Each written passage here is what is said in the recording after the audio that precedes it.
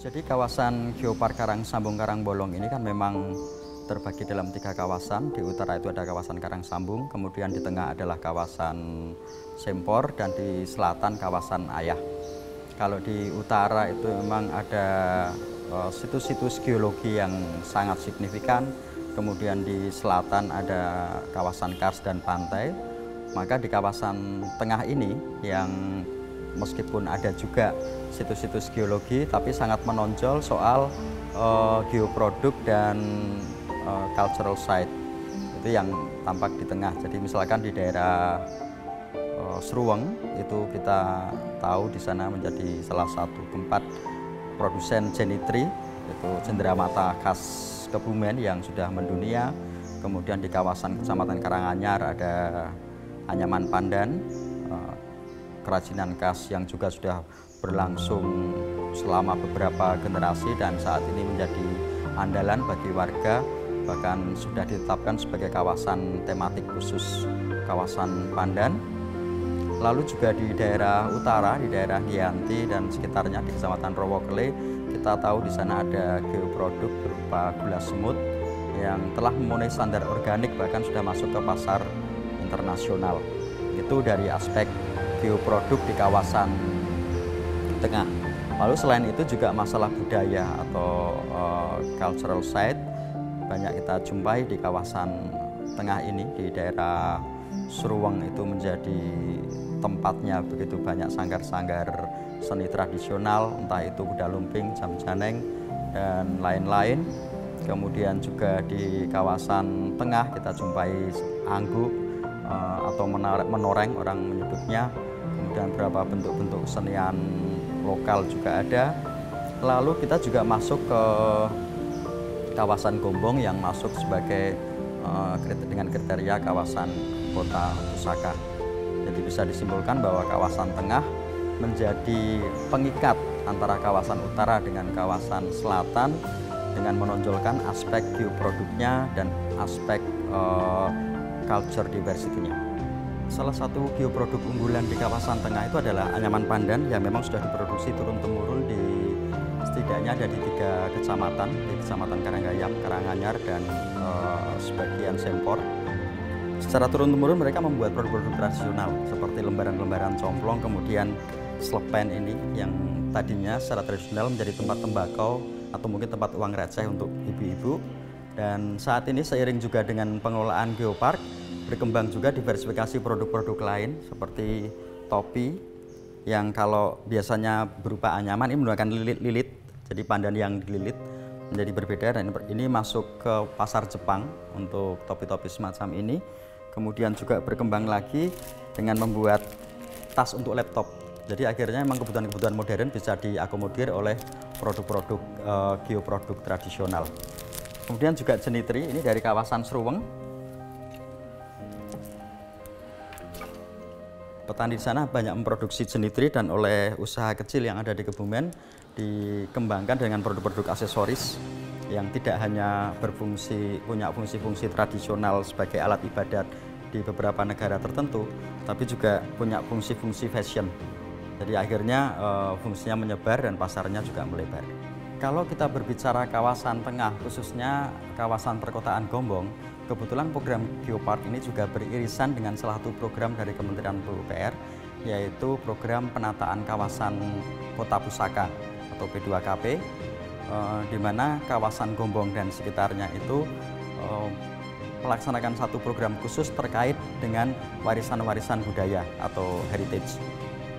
Jadi kita ada komunitas-komunitas di Gombong yang melakukan pendataan, kemudian kampanye dan kegiatan-kegiatan yang bersifat mempromosikan kesadaran pentingnya warisan-warisan budaya atau heritage, juga melakukan edukasi dan bahkan sampai ke membuat paket wisata, mengundang wisatawan untuk datang menikmati berbagai warisan budaya yang ada di Gombong.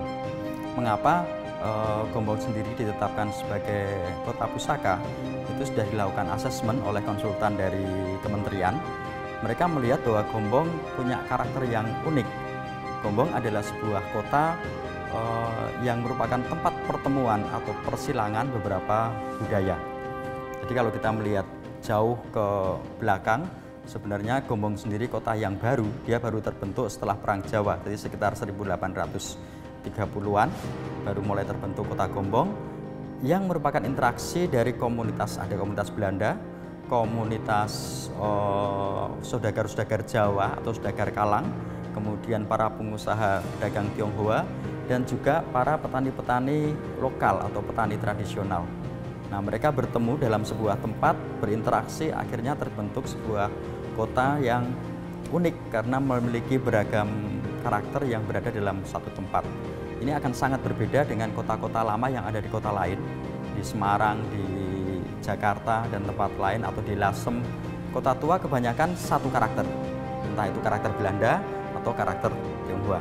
Tapi beda dengan Gombong. Gombong sebuah kota kecil yang karakternya lengkap.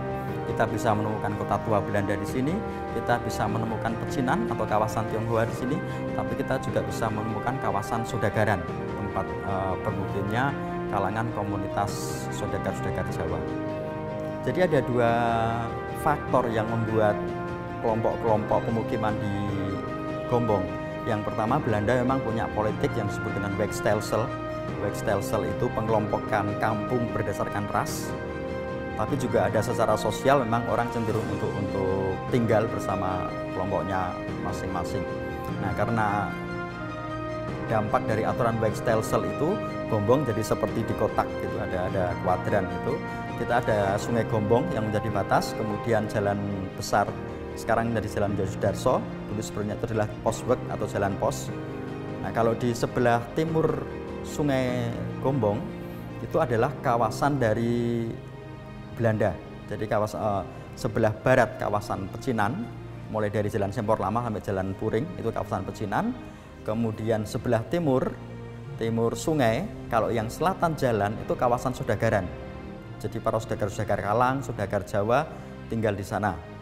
Lalu sebelah utara jalan terbagi lagi, ada kawasan Amtenar atau kalau istilah sekarang ASN itu, aparatur sipil negara.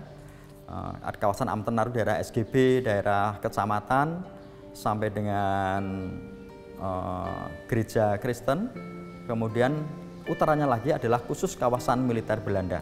Ada yang berpusat di Benteng Van der Weyck tentu saja. Nah, itu kelompok-kelompok atau zonasi-zonasi yang menarik karena itu ada dalam satu kota. Ketiga karakter itu ada terkumpul dalam satu kota, itu yang membuat kota pusaka Gombong menjadi berbeda dengan kota-kota pusaka yang lain.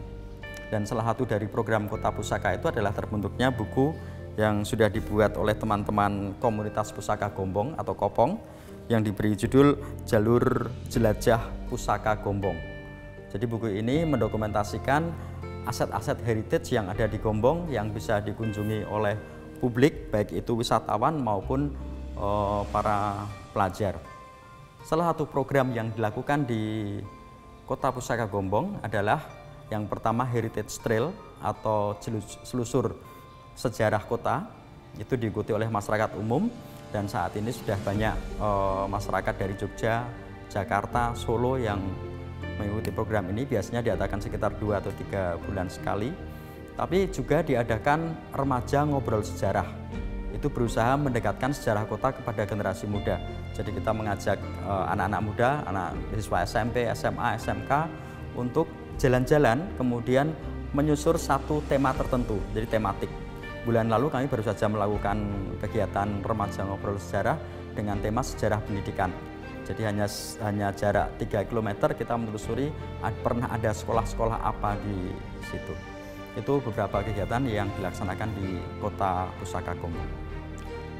Terkait dengan Geopark Karangsambung Karangbolong, Rumah Marta Tilaar sendiri melihat bisa menyumbangkan satu posisi strategis, yaitu menjadi penghubung atau komunikator dengan pihak-pihak yang lebih luas.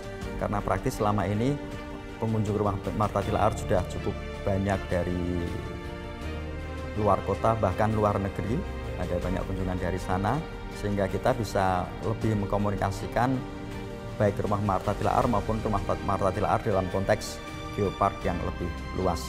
Dan itu sudah kita mulai dari awal sebenarnya. Kalau kita lihat di serambi Rumah Marta Tilaar, selain kami memasang foto-foto lama, kami juga memasang potensi-potensi yang ada di Geopark Karangsambung Karangbolong, baik itu mengenai geowisatanya maupun berbagai geoproduk dan culture diversity juga kami pasang gambarnya, termasuk itu menjadi materi narasi dari para pemandu. Jadi pemandu wisata yang staf Rumah Marta Tilaar yang memandu tamu itu wajib juga menjelaskan mengenai tempat-tempat wisata dan geoproduk serta aset-aset budaya yang ada di kawasan Geopark Karangsambung Karangbolong.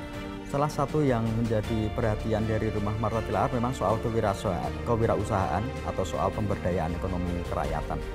Itu juga dilaksanakan dalam beberapa program.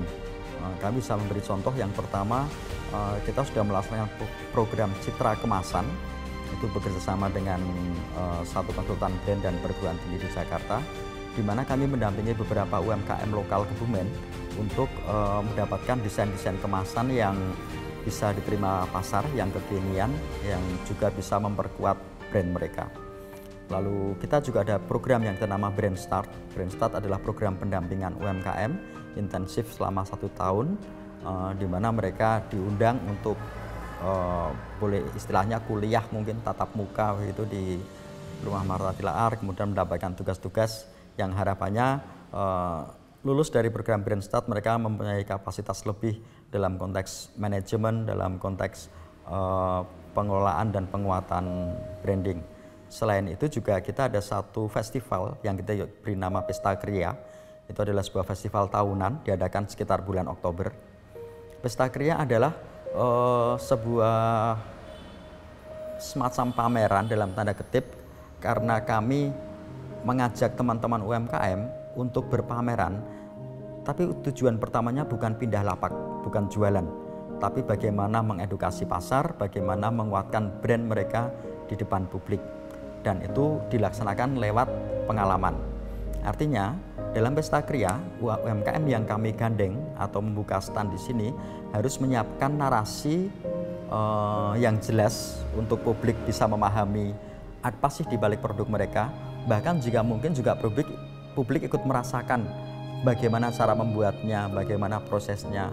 Sebagai gambaran, UMKM Anyaman Pandan misalkan, ketika konsumen datang, dia tidak hanya melihat dan mendengar cerita, tapi bisa ikut belajar menganyam.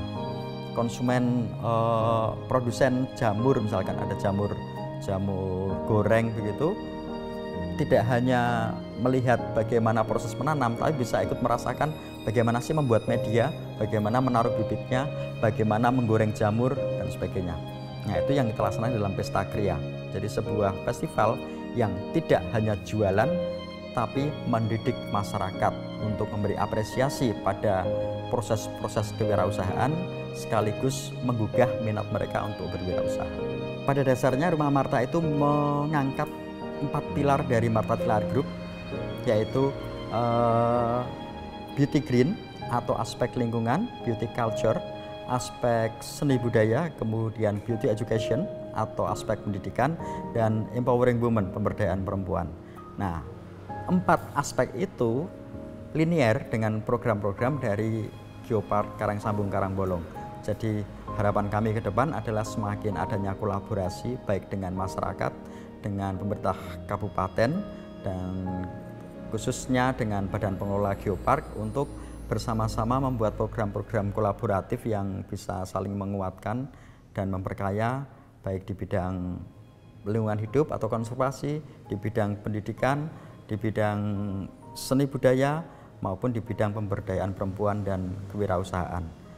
Kami berharap keberadaan Rumah Marta Tilaar menjadi sumbangan positif bagi pengembangan Geopark Karangsambung Karangbolong.